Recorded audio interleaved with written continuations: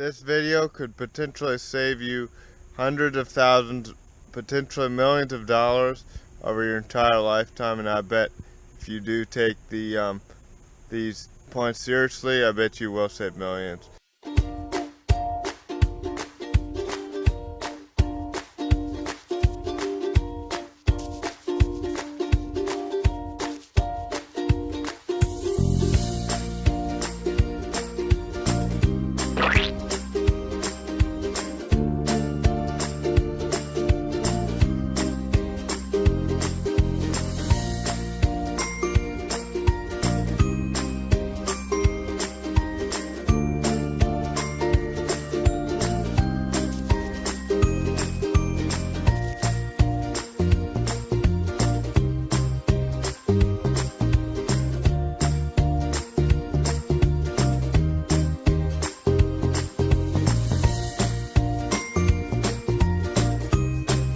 First thing is, if you have a really good trade and you love what you do and you're gonna love it for the rest of your life, I would encourage you to use that trade to your best of ability and do what you can do and make money at it. Find a good company or start your own business. But if you don't have a trade that you're not really good at and you don't think learning a trade would be beneficial to you financially, it probably won't be. And if you like welding or something like that, I know a lot of people that weld, but they hate it, and early on they thought they sort of liked it, and then they thought they might get an knack for it, but they generally, people like that weld have really bad attitude. Some of them don't, but a lot of them do, and those people would, the ones that have great attitudes about welding and actually love it, that would be a great job for them. But some sort of trade, some trades are like that, where people don't ever like what they do.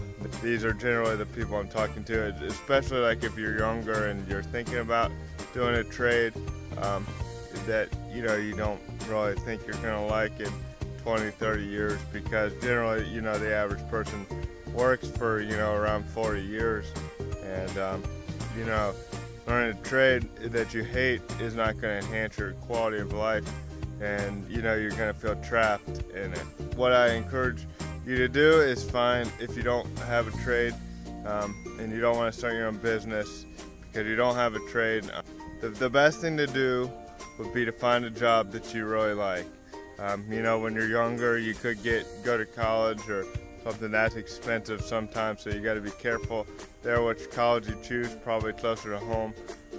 Be careful on the number of times you move, because generally when people move, they lose. It's just important to stay in one place for a long period of time in order to reduce losses financially. So it's important when you're younger, if you don't go to college, if you don't find a trade and learn a trade that you're good at, and you're not really a valuable asset in the workplace, it's important to find a great company to work for that pays you a decent amount of money, and that you feel opportunity to grow.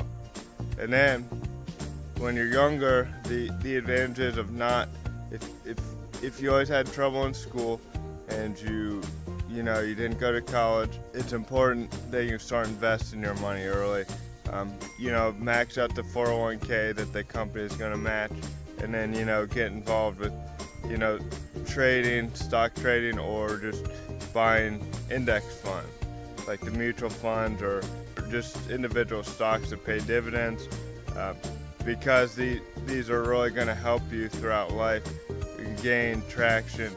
They say generally every 7 years, if you just had your money in that index fund similar to the Fortune 500 or the Dow Jones, you double your money in around 7 years. So another thing is, be careful starting out life early, with a family and with a wife, because those things can be expensive. I mean, they're great things, and they're things that a lot of guys want to have eventually, but it's important to wait, because I think once once a man gets married, he kind of dedicates himself to his wife and to his family, because generally that's short to come after a person gets married is the family. So, you know, those things are all expensive. So if you wait a little bit longer, let me tell you, you'll generally have more money and you'll generally be more financially secure.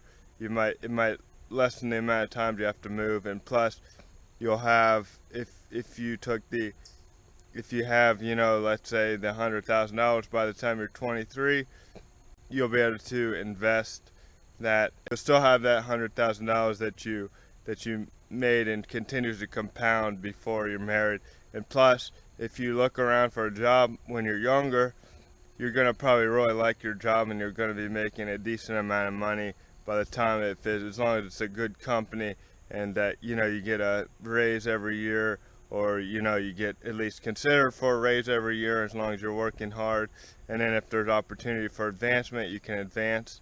So I mean, there's a lot of things that are advantageous in going, you know, if you start right out of high school, working at a great company. Because I mean, I went to college, but I didn't go for, you know, to a faraway school that was hundreds of thousands a year. In fact, the first 2 years I got on a full ride scholarship. I think it really helped me to, you know, graduate within a few years. So I'm glad I went, but I worked the entire time through college and I didn't get any debt. So I mean, if you go to college, that's important, not get any debt. It's important to start young financially, and then you can, you know, you can work yourself up to gradually making more and more each year, and then invest your money, and, you know, you'll be good as gold throughout your, you know, later years in life. And, you know, you want to be careful on, you know, finding a wrong job that you want to stay at, and don't feel trapped when you're young and single. If you're in a job, don't feel trapped to stay there if you really don't like it, if you don't see potential, because that can be detrimental to your financial well-being and financial status throughout life if you stay at a company that you don't like when you're younger, because that's when, you know, the single years are for.